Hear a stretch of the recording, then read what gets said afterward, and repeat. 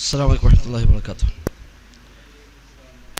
بسم الله الحمد لله اللهم صل على محمد وعلى آل محمد كما صليت على إبراهيم وعلى آل إبراهيم إنك حميد مجيد. اللهم بارك على محمد وعلى آل محمد كما باركت على إبراهيم وعلى آل إبراهيم إنك حميد مجيد. أما بعد فإن خير الكلام كلام الله وخير السنن سنن محمد صلى الله عليه وسلم وشر الأمور محدثاتها وكل محدثة بدعة وكل بدعة ضلالة وكل ضلالة في النار. أعوذ بالله من الشيطان الرجيم. بسم الله الرحمن الرحيم.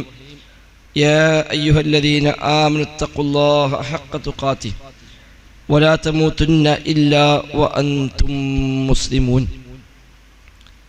ബഹുമാന്യരായ വിശ്വാസിനികളെ, അല്ലാഹു സുബ്ഹാനഹു വ തആലയുടെ നിയമ നിർദ്ദേശങ്ങൾ കഴിവിൻ്റെ പരമാവധി ജീവിതത്തിൽ പാലിക്കാൻ ശ്രമിച്ചുകൊണ്ട് തഖ്വയോടെ ജീവിക്കണേ എന്ന് പ്രത്യേകമായി ഓർമ്മപ്പെടുത്തുകയാണ്. അല്ലാഹു സുബ്ഹാനഹു വ തആല നമുക്കെല്ലാം അതിന് തൗഫീഖ് പ്രദാനം ചെയ്യുമാറാവട്ടെ. വിശുദ്ധ ഖുർആൻ 20-ാം അധ്യായം സൂറത്ത് ത്വാഹയിലെ 114 മുതലുള്ള വചനങ്ങളാണ് ഇന്ന് നമുക്ക് പഠിക്കേണ്ടത്. അഊദു ബില്ലാഹി മിനശ് ശൈത്വാനിർ റജീം. ബിസ്മില്ലാഹിർ റഹ്മാനിർ റഹീം. فتعالى الله الملك الحق ولا تعجل بالقرآن من قبل أن يقضى إليك وحيه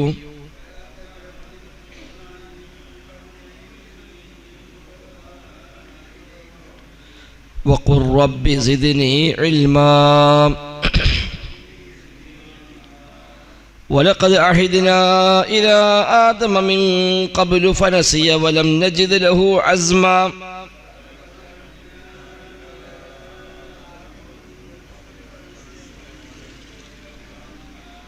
وإذ قلنا للملائكة اسجدوا لآدم فسجدوا إلا إبليس أبى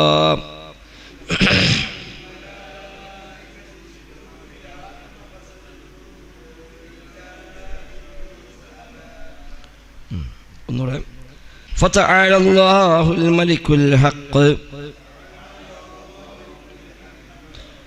ولا تعجل بالقرآن من قبل أن يقضى إليك وحيه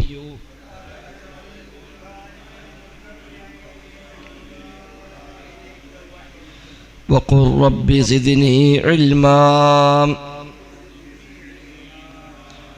ولقد عهدنا إلى آدم من قبل فنسي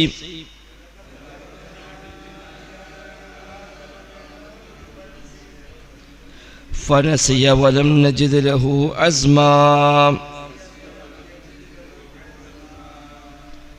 وإذ قلنا للملائكة اسجدوا لآدم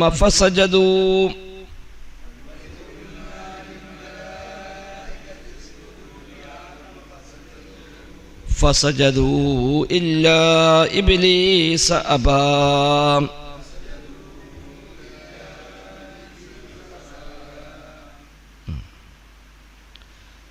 ഇപ്പോൾ കഴിഞ്ഞ ക്ലാസ്സിലെടുത്ത അവസാനത്തെ ആയത്തിൽ നമ്മൾ പറഞ്ഞത് വിശുദ്ധ ഖുർആനെ അറബിയിൽ നാം അവതരിപ്പിച്ചിരിക്കുന്നു. എല്ലാത്തരം വാഗ്ദാനങ്ങളെയും താക്കീതുകളെയും നാം അതിൽ വിശദമാക്കിയിട്ടുമുണ്ട്. ഒരുപക്ഷെ അവർ തഖ്വയുള്ളവരായേക്കാം, അല്ലെങ്കിൽ എന്തെങ്കിലും ഒരു ഉത്ബോധനം അവർക്ക് സിദ്ധിച്ചേക്കാം. അതിനാണ് വിശുദ്ധ ഖുർആൻ ആ നിലക്ക് അല്ലാഹു തആല അവതരിപ്പിച്ചത് എന്ന് ആണ് ആയത്തിൽ പറഞ്ഞത്. ഇനി ഫതആലല്ലാഹുൽ മലിക്കുൽ ഹഖ്. ഫതആലല്ലാഹ്, അല്ലാഹു തആല അത്യുന്നതനായിരിക്കുന്നു. തആല, ഉന്നതനായിരിക്കുന്നു, ഒഴിവുള്ളവൻ. ഉലുവ് എന്ന് പറഞ്ഞാൽ ഔന്നിത്യമാണ്. തആല ഉന്നതനായി, അത്യുന്നതനായി. അല്ലാഹു തആല അത്യുന്നതനാണ്. അൽ മലിക്കുൽ ഹഖ്, അൽ മലിക്കു മലിക്കായ രാജാവായ അല്ലാഹു, അൽ ഹഖ് ഹക്കായ അല്ലാഹു തആല, അല്ലെങ്കിൽ ഹക്കായ മലിക്കായ അല്ലാഹ്, യഥാർത്ഥ രാജാവായ യഥാർത്ഥ ഉടമക്കാരനായ അല്ലാഹു തആല. അൽ മലിക്കുൽ ഹഖ്, തആല അല്ലാഹുൽ മലിക്കുൽ ഹഖ്, മലിക്കായ ഹക്കായ അല്ലാഹു തആല, അവൻ തആലയാണ്, ഉന്നതനായിരിക്കുന്നു എന്നാണ്. റബ്ബിന്റെ നിഅമത്ത് കഴിഞ്ഞ ആയത്ത് പറഞ്ഞു റബ്ബിന്റെ ഖുർആൻ. അതോടൊപ്പം അല്ലാഹു തആല അവനെ കുറിച്ച് പരിചയപ്പെടുത്തുകയാണ്. അല്ലാഹു തആല ഉന്നതനാണ് എന്ന് പറഞ്ഞാൽ അവന് ശരീക്കുമാരില്ല, അവന് മക്കളില്ല, അവന് ഭാര്യമാരില്ല, അവന് മാതാപിതാക്കളില്ല, അവന് പോരായ്മകളില്ല. എല്ലാ അർത്ഥത്തിലും അല്ലാഹു തആല ഉന്നതനാണ്. അതാണ് തആല അല്ലാഹ് എന്ന് പറയുന്നത്. അല്ലാഹു തആല എന്നൊക്കെ പറയുന്നത് കേവലം ഒരു വാക്കല്ല. അല്ലാഹു തആല എല്ലാ പോരായ്മയിൽ നിന്നും ഔന്നിത്യമുള്ളവനാണ്, എല്ലാ അഴിബുകളിൽ നിന്നും അവൻ ഉന്നതനാണ്. സൃഷ്ടികൾക്കുണ്ടാകാവുന്ന എന്തെല്ലാം ഗുണങ്ങളുണ്ടോ, സിഫാത്തുണ്ടോ, അതിൽ നിന്നെല്ലാം അല്ലാഹു തആല ഒഴിവായവനാണ്. പടച്ച റബ്ബിന് ഉണ്ടാവേണ്ടുന്ന എല്ലാ കമാലിയത്തും എല്ലാ പൂർണ്ണതയും ഉള്ളവനാകുന്നു അവൻ. അതാണ് തആല അല്ലാഹ് എന്ന് പറയുന്നത്. ഉലുവ് ഔന്നിത്യമാണ്. അലിയ് ഉന്നതൻ എന്നാണ്. അലിയ് നാമമാണ്, ഉലുവ് സിഫത്താണ്. അലിയ് എന്നുള്ളത് നാമമാണ്, പേരാണ്. ഉലുവ് എന്നുള്ളത് വിശേഷണമാണ്, സിഫത്താണ്. അള്ളാഹുവിന്റെ വിശേഷണമാണ് ഉലുവ്. ഉലുവിലുള്ളവനാണ് അലി എന്ന് പറയുക. ഔന്നിത്യമുള്ളവൻ, ഉന്നതൻ എന്ന അർത്ഥത്തിലാണ് അലി എന്ന് പറയുക. തആല എന്ന് പറഞ്ഞാൽ ഉന്നതനായി എന്ന്, അതൊരു ഫിഇലാണ്. തആല ഉന്നതനായി. അപ്പൊ അല്ലാഹു തആല ഉന്നതനായി. എന്തിൽ നിന്നും ഉന്നതനായി? എല്ലാ പോരായ്മയിൽ നിന്നും എല്ലാ ന്യൂനതയിൽ നിന്നും അല്ലാഹു തആല ഉന്നതനാണ്. ഇമാം ഖുർത്തുബി റഹിമഹുല്ലാഹ് പറയുന്നത് നസ്സഹ നഫ്സഹു അനിൽ ഔലാദി വൽ അൻദാദ് എന്നാണ്. അല്ലാഹു തആലക്ക് മക്കളുമില്ല, അവന് പങ്കുകാരുമില്ല, തുല്യന്മാരാകുന്നവരും ഇല്ല. അതിൽ നിന്നെല്ലാം അല്ലാഹു തആല ഉന്നതനാകുന്നു. അപ്പൊ നേരത്തെ ഖുർആൻ പറഞ്ഞ് അല്ലാഹുവിന്റെ നിഅമത്താണ്. അൻസൽനാഹു ഖുർആൻ അറബിയ്യ എന്ന് പറഞ്ഞ അല്ലാഹു ചെയ്ത നിഅമത്താണ്. അതിനുശേഷം അല്ലാഹുവിനെ പറ്റി നമുക്ക് പറഞ്ഞു തരുന്നു. അതാണ് തആല അല്ലാഹ്. അല്ലാഹു തആല ഉന്നതനായിരിക്കുന്നു.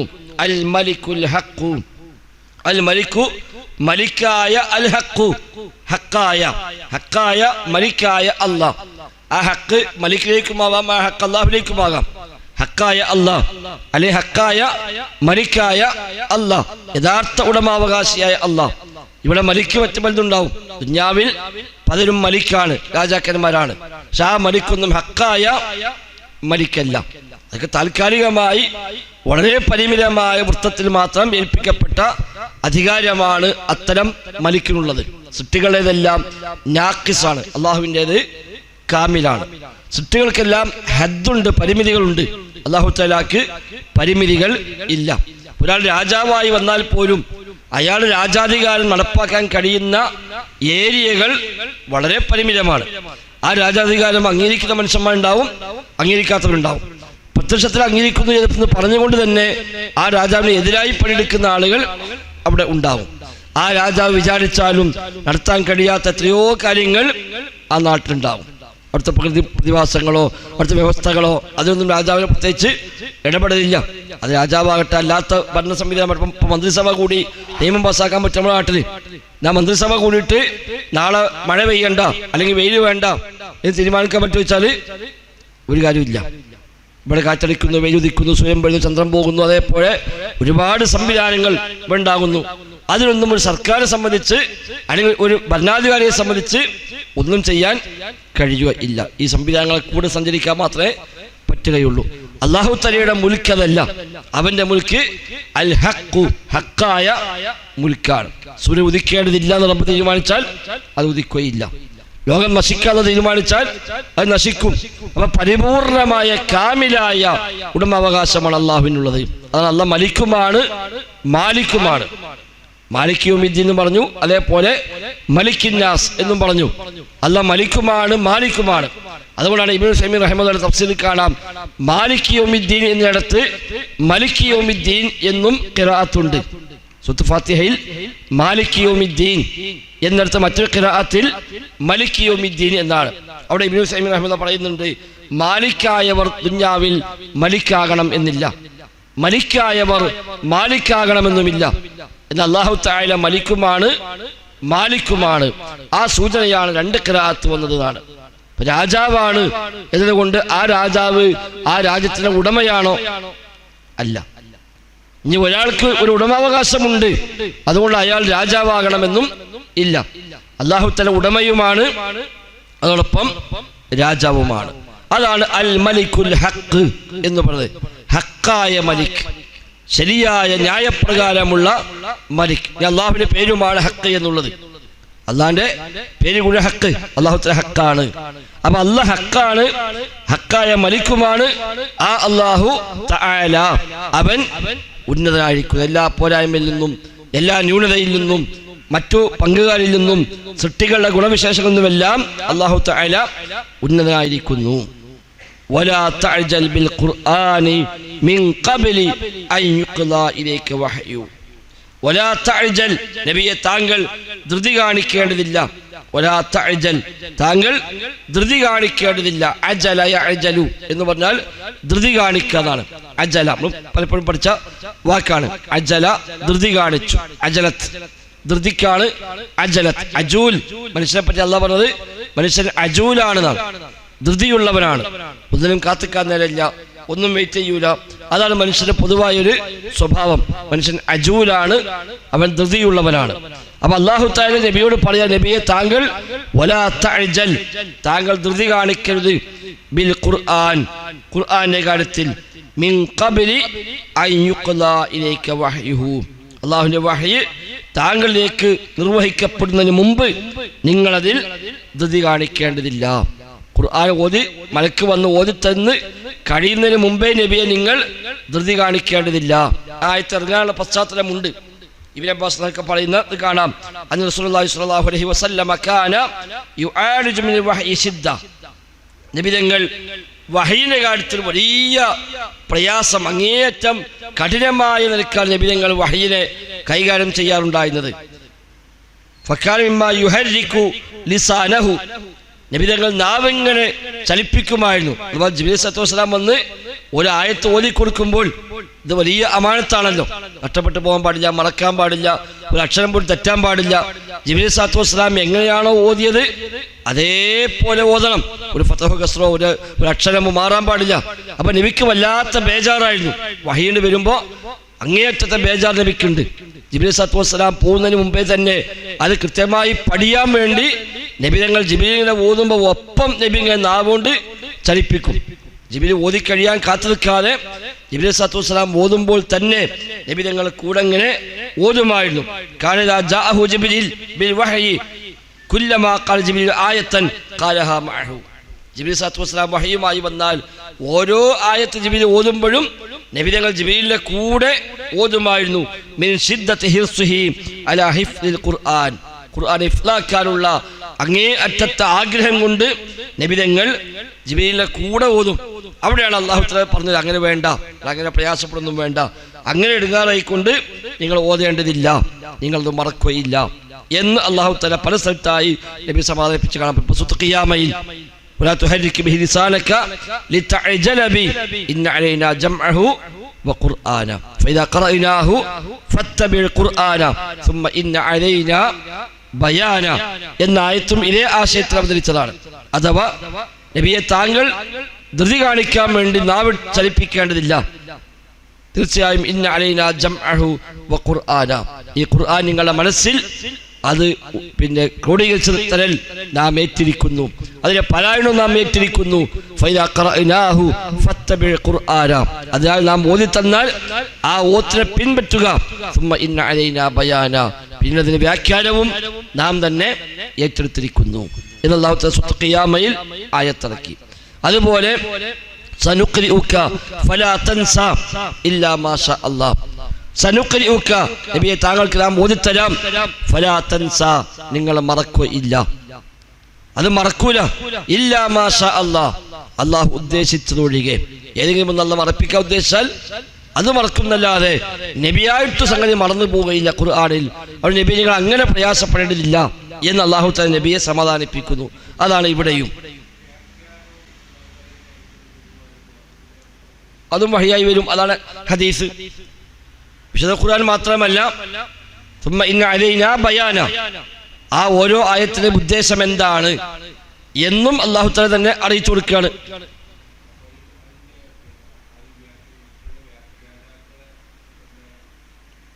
വ്യാഖ്യാതാക്കൾ സ്വന്തമായി വ്യാഖ്യാനിക്കാൻ പാടില്ലല്ലോ. ഖുർആന് സ്വന്തമായി ആരും വ്യാഖ്യാനിക്കാൻ പാടില്ല. അതായത് തഫ്സീറുകളൊക്കെ ശരിയായ തഫ്സീർ ഏതാണ്? ഖുർആൻ കൊണ്ട് തഫ്സീർ ചെയ്യുക, ഖുർആൻ ഹദീസ് കൊണ്ട് തഫ്സീർ ചെയ്യുക, അതാണ് ശരിയായ തഫ്സീർ. സ്വന്തമായി ഖുർആൻ വ്യാഖ്യാനിക്കുക എന്നുള്ളത് പാടില്ലാത്ത കാര്യമാണ്. വ്യാഖ്യാനിച്ചു ആ വ്യാഖ്യാനം ശരിയായാൽ പോലും അവൻ ചെയ്ത് തെറ്റാണെന്നാണ്. അപ്പൊ ഖുർആൻ അള്ളാന്റെ കലാമാണ്. അള്ളാന്റെ കലാമ കൊണ്ട് അള്ളാഹ് എന്തുദ്ദേശിച്ചു എന്ന് അള്ളാഹ്ക്കേ അറിയുള്ളൂ. ആ അള്ളാഹു തആല നബിക്ക് വഹിയായി അറിയിച്ചു കൊടുക്കുന്നു. അതാണ് ഹദീസുകൾ. അതുകൊണ്ട് ഹദീസും വഹിയാന്ന് പറയുന്നത്. കാരണം വഹിയില്ലാതെ നബിക്ക് ഒരിക്കലും ഖുർആൻ വ്യാഖ്യാനിക്കാൻ പറ്റൂല. ആ വഹി പ്രകാരം നബി തങ്ങൾ പറഞ്ഞ വ്യാഖ്യാനങ്ങൾ സ്വഹാബത്ത് കേട്ടുപഠിക്കുന്നു. അപ്പൊ സ്വഹാബത്തിന്റെ വ്യാഖ്യാനവും അതിൽ അംഗീകരിക്കപ്പെട്ടത് കൊണ്ടാണ്. കാരണം സ്വഹാബത്ത് നബിന്ന് കേട്ടുപഠിച്ചവരാണ്. ആ സ്വഹാബത്ത് ഇല്ലാത്ത പറയില്ല, കളവ് പറയില്ല, വിശ്വസ്തരാണ്. അതുകൊണ്ട് ഒരു സ്വഹാബി ഒരു വ്യാഖ്യാനം പറഞ്ഞാൽ ആ വ്യാഖ്യാനത്തിന് വിലയുണ്ടായത് അതുകൊണ്ടാണ്. അപ്പൊ നബി തങ്ങൾ അല്ലാഹു പറയുന്നു, ലാ തഅജൽ, നബിയെ താങ്കൾ ധൃതി കാണിക്കരുത്, ബിൽ ഖുർആൻ, ഖുർആന്റെ കാര്യത്തിൽ നിങ്ങൾ ധൃതി കാണിക്കരുത്, മിൻ ഖബ്ലി അൻ യുഖ്ലാ ഇലൈക വഹ്യു, താങ്കൾക്ക് അതിന്റെ വഹ്യ് പൂർത്തിയാകുന്നതിന് മുമ്പ് ഖലാ അവസാനിച്ചു, പൂർത്തിയായി നോക്കരുത്. ആ വഹ്യ് പൂർത്തിയാകും മുമ്പ്, നിർവഹിക്കപ്പെടും മുമ്പ് നബിയെ താങ്കൾ അതിൽ ധൃതി കാണിക്കേണ്ടതില്ല. അഥവാ നിങ്ങൾ സാവകാശം ആയാ മതി, മലക്ക് ഓതി കഴിഞ്ഞിട്ട് നിങ്ങൾ ഓതിയാ മതി. അങ്ങനെ ഒരു മറന്നു പോകുന്ന പേടിച്ചിട്ടൊന്നും പ്രയാസപ്പെടേണ്ടതില്ല. ആയിഷ റളിയല്ലാഹു അൻഹ പറയുന്നുണ്ട്, നബിക്ക് വഹി വരുമ്പോൾ വല്ലാത്ത പ്രയാസമായിരുന്നു. അതിശക്തമായ തണുപ്പുള്ള രാത്രിയിൽ പോലും നബിക്ക് വഹി വന്നാൽ ആ വഹി അവസാനിക്കുമ്പോൾ നബി തങ്ങളുടെ നെറ്റിത്തറമൊന്നാകെ വിയർക്കുന്നത് ഞാൻ കാണാറുണ്ട് എന്നാണ്. ശക്തമായ തണുപ്പുള്ള രാത്രിയിൽ വഹി ലഭിക്കുമ്പോൾ ആ വഹിയങ്ങ് അവസാനിച്ചാൽ കാണാൻ നബിന്റെ നെറ്റൊന്നാകെ വിയർത്തിരിക്കുന്നു. അത്രയും പ്രയാസകരമായിക്കൊണ്ടാണ് നബി തങ്ങൾ ആ വഹീനെ കണ്ടത്. അതൊരു അമാനത്താണ്, ഖിയാമത്തോടെ നിലനിൽക്കേണ്ടുന്ന വചനങ്ങളാണ്. അതിൽ തൻ്റെ ഒരു ശ്രദ്ധ കുറവ് കൊണ്ട് എന്തെങ്കിലും ഒരു തകരാറ് സംഭവിക്കാൻ പാടില്ല എന്നൊരു നിർബന്ധം. ഹിഫ്ദ് പഠിപ്പിക്കുന്ന ആളുകൾക്ക് പൊതുവെ ആ രംഗത്തുള്ള ആളുകൾ നൽകുന്ന ഉപദേശം അത് തന്നെയാണ്. നബി തങ്ങൾക്ക് ജിബ്രീൽ സ്വല്ലല്ലാഹു അലൈഹി വസല്ലം എങ്ങനെയാണോ ഓതിക്കൊടുത്തത്, ജിബ്രീലിൽ നിന്ന് നബി എങ്ങനെയാണോ കേട്ടത്, നബി എങ്ങനെയാണോ ഓതിയത്, അതേപോലെ തന്നെ ആവണം ഖുർആൻ പാരായണവും അതിന്റെ പഠനവും ഒക്കെ. അല്ല തോന്നിയമാരെ ഓതി തോന്നിയമാരെ പഠിപ്പിച്ച് പോകുക എന്നുള്ളത് അമാനത്തിൽ വരുന്ന വീഴ്ചയാണ് എന്ന് ഗൗരവമായ പണ്ഡിതന്മാർ ചൂണ്ടിക്കാണിക്കാറുണ്ട്. അതോടൊപ്പം വഖുർ റബ്ബി സിദ്നി ഇൽമാ, വഖുൽ നബിയെ താങ്കൾ പറയുകയും വേണം, റബ്ബി സിദ്നി ഇൽമാ, അല്ലാഹുവേ എനിക്ക് അറിവ് വർദ്ധിപ്പിച്ചു തരണേ എന്ന് പ്രാർത്ഥിക്കുകയും വേണം. വഖുൽ താങ്കൾ പ്രാർത്ഥിക്കുക, റബ്ബി എന്റെ രക്ഷിതാവേ, സിദ്നി സിദ് നീ വർദ്ധിപ്പിക്കണേ, നീ എനിക്ക് ഇൽമാ അറിവിനെ നീ എനിക്ക് വർദ്ധിപ്പിച്ചു തരണേ എന്ന് നബിയെ താങ്കൾ ദുആ ചെയ്യുക.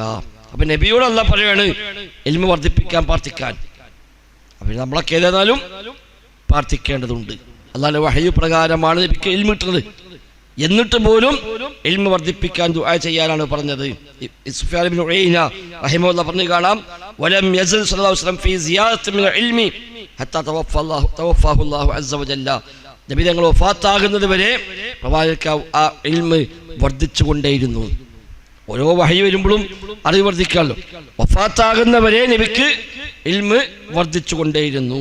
മാത്രമല്ല നബി തങ്ങൾക്ക് അവസാനത്തേക്ക് അടുക്കും തോറും വഹി ധാരാളമായി ലഭിച്ചിരുന്നുവെന്നാണ്. ആദ്യമാദ്യമുള്ളതിനേക്കാൾ ഏറെ വഹികൾ അവസാനത്തിലേക്ക് വഫാത്തിലേക്ക് അടുക്കും തോറും നബിക്ക് ആ വഹികൾ വർദ്ധിച്ചുകൊണ്ടിരുന്നു. അപ്പൊ ആ പ്രാർത്ഥന നബിയോട് പറഞ്ഞു, നമുക്കും അത് മാതൃകയാണ്. നബി ഞങ്ങളെ പ്രാർത്ഥന കാണാം, അല്ലാഹുമ്മ അൻഫഅനി ബിമാ അല്ലംതനി വഅല്ലിംനി മാ യൻഫഉനി വസിദ്നി ഇൽമാ വൽഹംദുലില്ലാഹി അലാ കുല്ലി ഹാൽ എന്ന് നബി ഞങ്ങൾ പ്രാർത്ഥിക്കുന്നുണ്ട്. അഥവാ അല്ലാഹുമ്മ അൻഫഅനി ബിമാ അല്ലംതനി, അല്ലാഹുവേ എനിക്ക് നൽകിയ ഇൽമിൽ നീ ഉപകാരം നൽകണേ, വഅല്ലിംനി മാ യൻഫഉനി ഉപകാരമുള്ളത് നീ എനിക്ക് പഠിപ്പിച്ചു തരണേ, വസിദ്നി ഇൽമാ എനിക്ക് അറിവ് വർദ്ധിപ്പിച്ചു തരണേ. മൂന്ന് കാര്യം. ഒന്ന്, ഉള്ള ഇൽമിൽ ഉപകാരം, കുറെ പഠിച്ചു, ഒരു ഉപകാരമില്ല, കാര്യമില്ലല്ലോ. ഇൽമ് അമലായി മാറലാണ് ഒന്നാമത്തെ ഉപകാരം. ഇൽമ് അമലായി മാറണം, അതാണ് ശരിയായ ഉപകാരം എന്നുള്ളത്. അവന്റെ ജീവിതത്തിൽ അത് പാലിക്കണം. ആവശ്യം വരുമ്പോൾ മറ്റുള്ളവർക്ക് അത് പകർന്നു കൊടുക്കുകയും വേണം. അതാണ് ഇൽമിന്റെ ഉപകാരം, മംഫഅത്ത്.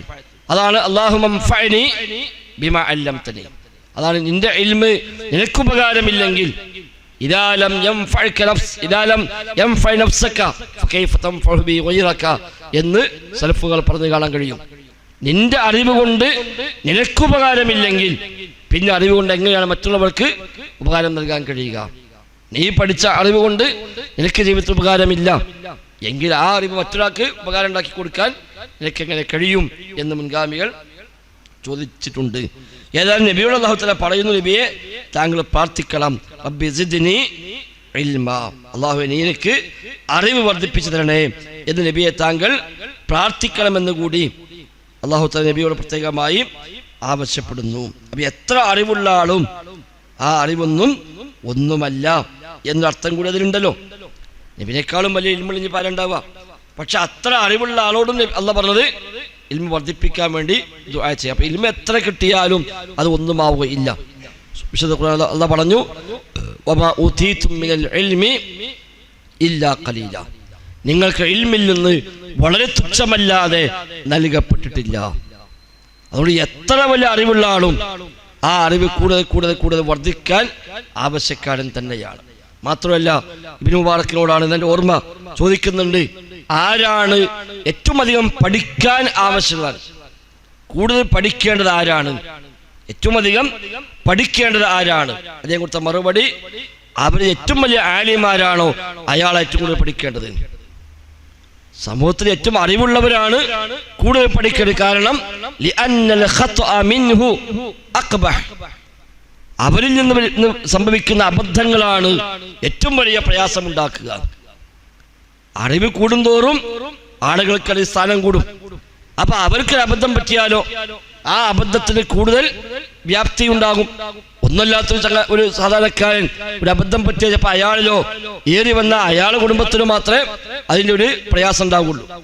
അറിവുള്ളവർക്ക് അബദ്ധം പറ്റിയാലോ അത് ധാരാളം ആളുകൾക്ക് അബദ്ധം പകരും. പ്രത്യേകിച്ച് ഇന്നത്തെ കാലത്തൊക്കെ സോഷ്യൽ മീഡിയ കാലങ്ങളിൽ ഒരു ക്ലാസ് എടുത്തു, ഒരു ഖുതുബ നടത്തി, ഒരു ഉപദേശം കൊടുത്തു, അത് വർഷങ്ങളോളം അല്ലെങ്കിൽ കാലാകാലം എന്ന് പറയാവുന്ന വിധത്തിൽ അത് ഇവിടെ ആളുകൾക്ക് കിട്ടിക്കൊണ്ടേയിരിക്കും.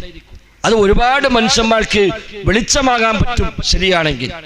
ഒരുപാട് മനുഷ്യന്മാരെ ഈമാൻ തെറ്റാൻ കാരണമാകും അത് തെറ്റാണെങ്കിൽ. അതുകൊണ്ട് ഏറ്റവും അറിവുള്ളവരാരാണോ അവരാണ് ഏറ്റവും അധികം പഠിക്കേണ്ടത്. കാരണം അവരിൽ നിന്ന് സംഭവിക്കുന്ന അബദ്ധങ്ങളാണ് ഏറ്റവും മോശമായത് എന്നാണ് അവർ പറഞ്ഞത്. ഇബ്നു അബ്ദുൽ ബർ റഹിമഹുള്ളയുടെ ജാമി ബയാനിൽ ഇൽമ് എന്ന കിതാബിൽ സ്വഹിയായ പരമ്പരയിൽ ഉദ്ധരിച്ച സംഭവമാണ് അത്. അതുകൊണ്ട് എല്ലാവരും ദുആ ചെയ്യേണ്ട ദുആയാണ് റബ്ബി സിദ്നി ഇൽമാ, അല്ലാഹുവേ നീ എനിക്ക് അറിവ് വർദ്ധിപ്പിച്ചു തരണേ എന്ന് നബിയെ താങ്കൾ പ്രാർത്ഥിക്കുകയും ചെയ്യുക എന്ന് അല്ലാഹു തആല നബിയോട് പ്രത്യേകമായി ആവശ്യപ്പെടുന്നു. അപ്പൊ നമ്മളൊക്കെ ജീവിതത്തിൽ ധാരാളമായി നിർവഹിക്കേണ്ടുന്ന ദുആയാണ് ഇൽമു വർദ്ധിപ്പിക്കാനുള്ള ദുആ. എനിക്ക് അത്യാവശ്യം ആയി എന്ന് വിചാരിക്കല്ല വേണ്ടത്, പഠിച്ചുകൊണ്ടിരിക്കുക. അറിവിന് 3 മർത്തബയുണ്ട് എന്നാണ് മുൻഗാമികൾ പറഞ്ഞു വെച്ചത്. അറിവിന് 3 മർത്തബയുണ്ട്. ഒന്നാമത്തെ മർത്തബ കുറച്ചൊക്കെ പഠിച്ച് വരുമ്പോൾ അയാൾക്ക് തോന്നും എനിക്ക് അത്യാവശ്യമൊക്കെ പഠിഞ്ഞു. അതാണ് ഒന്നാമത്തെ മർത്തബ. കുറച്ച് പഠിക്കുമ്പോൾ തോന്നും ഏതാണ്ടൊക്കെ പറഞ്ഞിട്ടുണ്ട് എന്ന് തോന്നും. അവിടെ വെച്ച് അയാൾ അവസാനിപ്പിച്ചു പോയാൽ അയാളെ കൊണ്ടേക്ക് മറ്റു പല ഫിത്തന ഉണ്ടാവുക. കാരണം അയാളെ കണക്കിന് അയാൾ ഏതാണ്ടൊക്കെ പഠിഞ്ഞ ആളാണ്. ഇനി പ്രത്യേകിച്ച് വലിയൊന്നും അധികമൊന്നും പഠിക്കാനില്ല. അതാണ് മുറിവൈദ്യൻ ആളെ കൊല്ലും എന്ന് മലയാളത്തിൽ നമ്മൾ പറയുന്നത്. രണ്ടാമത് അയാൾ വീണ്ടും പഠിച്ചു, കുറേയും കൂടി പഠിച്ച് മുന്നോട്ട് പോയി. അപ്പോൾ അയാൾക്ക് മനസ്സിലാകും ഇനിയും ധാരാളം പഠിക്കാനുണ്ട് എന്ന് മനസ്സിലാവും. അതാണ് രണ്ടാമത്തെ മർത്തബ. അയാൾ പഠനം അവസാനിപ്പിച്ചില്ല, പിന്നെയും പഠിച്ചു.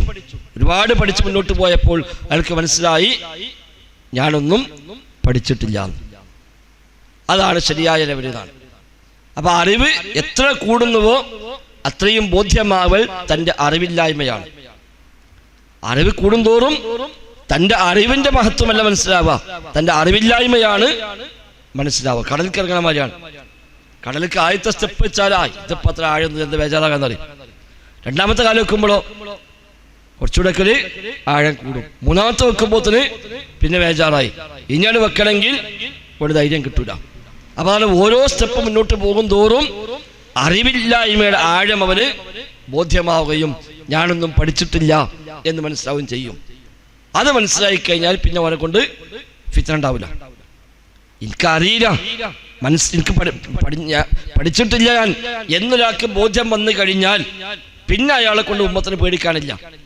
അയാൾ ഉത്തരം പറയാൻ ഭയപ്പെടും. എന്ന് ചോദിച്ചാലും വലിയ ശ്രദ്ധ അയാൾക്കുണ്ടാകും.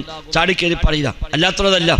അല്ലാത്തവന് ചാടിക്കേറി എല്ലാത്തിനും ഉത്തരം പറഞ്ഞോളും. കാരണം അവനെ സംബന്ധിച്ച് എല്ലാം പഠിഞ്ഞ ആളാണ് എന്നാണ് അവൻ്റെ ധാരണ. യഥാർത്ഥത്തിലോ അവനൊന്നും പഠിച്ചവരുമല്ല.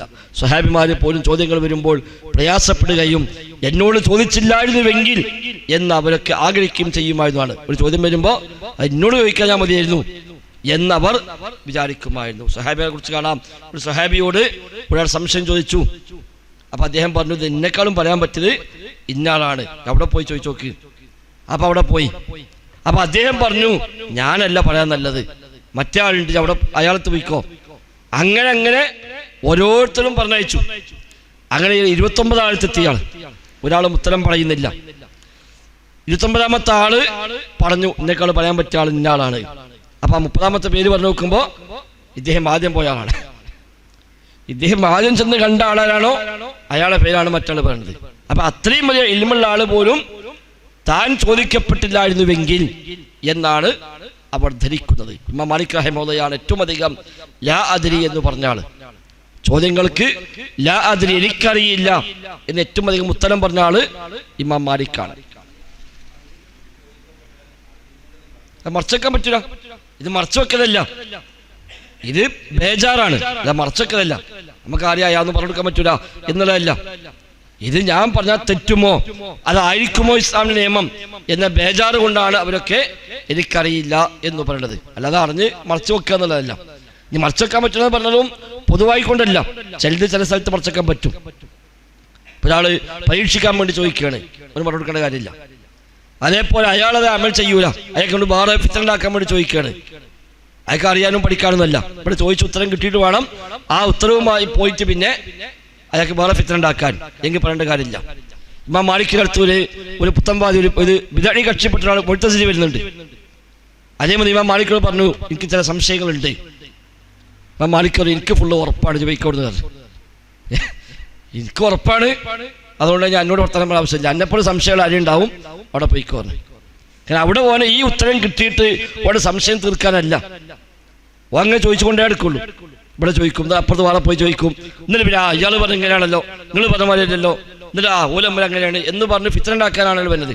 അതായത് ഇമാം മാലിക് പറഞ്ഞത്, ഇന്നെപ്പോഴും സംശയമുള്ള ആളുകൾ വേറെ ഉണ്ടാവും, എവിടെ പോയിക്കോ. ഞാൻ യഖീൻ, ഞാൻ യഖീനിലാണ്, എനിക്കെൻ്റെ സംശയം ആവശ്യമില്ല എന്ന് പറഞ്ഞ് മടക്കി വെച്ചത് കാണാൻ കഴിയുന്നുണ്ട്. അപ്പം മറച്ചു വെക്കാൻ പാടില്ല എന്നുള്ളത് പൊതുവായ അർത്ഥത്തിലല്ല, ഞാൻ മറിച്ച് ആവശ്യമുള്ളിടത്ത് പറഞ്ഞു കൊടുക്കേണ്ട ആവശ്യമുള്ള സ്ഥലത്ത് തനിക്കത് അറിയുമായിരുന്നിട്ടും അത് അറിയിച്ചു കൊടുക്കാതെ വെക്കുക, മറ്റു ചില ഉദ്ദേശങ്ങളാൽ അത് മൂടി വെക്കുക, അതൊന്നും ശരിയല്ല എന്നാണ് അതിനർത്ഥം. വല്ലാഹു അഅലം. മൊത്തം പറഞ്ഞത് ഫതആലല്ലാഹുൽ മലിക്കുൽ ഹഖ്, ഹഖായ രാജാധിരാജനായ അല്ലാഹു ഉന്നതനായിരിക്കുന്നു. വലാ തഅജൽ ബിൽ ഖുർആൻ, ഖുർആൻ കൊണ്ട് നബിയെ താങ്കൾ ധൃതി കാണിക്കരുത്. മിൻ ഖബലി അൻ യുഖ്ലാ ഇലൈക വഹ്യുഹു, ഖുർആനിന്റെ ദിവ്യബോധനം അല്ലെ അള്ളാഹുവിന്റെ വഹയി നബിയെ താങ്കളിലേക്ക് നിർവഹിക്കപ്പെടുന്നതിന് മുമ്പ് നിങ്ങൾ ധൃതി കാണിക്കേണ്ടതില്ല. വഖുൽ, നബിയെ താങ്കൾ പ്രാർത്ഥിക്കുകയും ചെയ്യുക, റബ്ബി സിദ്നി ഇൽമാ, റബ്ബേ നീ എനിക്ക് അറിവ് വർദ്ധിപ്പിച്ചു നൽകണേ എന്ന് നബിയെ താങ്കൾ പ്രാർത്ഥിക്കുകയും ചെയ്യുക. ഇനിയുള്ള ആയത്തുകൾ മുതൽ ആദം നബി സ്വല്ലല്ലാഹു അലൈഹി വസല്ലമിന്റെയും അതേപോലെ ഇബ്ലീസിന്റെയും ഒക്കെ ആദം നബിയുടെ സൃഷ്ടിപ്പും ഇബ്ലീസിനോട് സുജൂദ് ചെയ്യാൻ പറഞ്ഞതും മലക്കുകൾ സുജൂദ് ചെയ്തതും ഒക്കെയുള്ള ആ കാര്യങ്ങളാണ് ഇനിയുള്ള ഏതാനും ഒരു 5-6 ആയത്തുകളിൽ പരാമർശിക്കുന്നത്. മറ്റൊരു വിഷയമാണ് അടുത്ത ആയത്ത് മുതൽ ഇൻഷാ അല്ലാഹ് നമുക്കത് എടുക്കാം. അല്ലാഹു തൗഫീഖ് ചെയ്യുമാറാവട്ടെ. ബിസ്മില്ലാഹിർ റഹ്മാനിർ റഹീം. فتعالى الله الملك الحق ولا تعجل بالقرآن من قبل أن يقضى إليك وحيه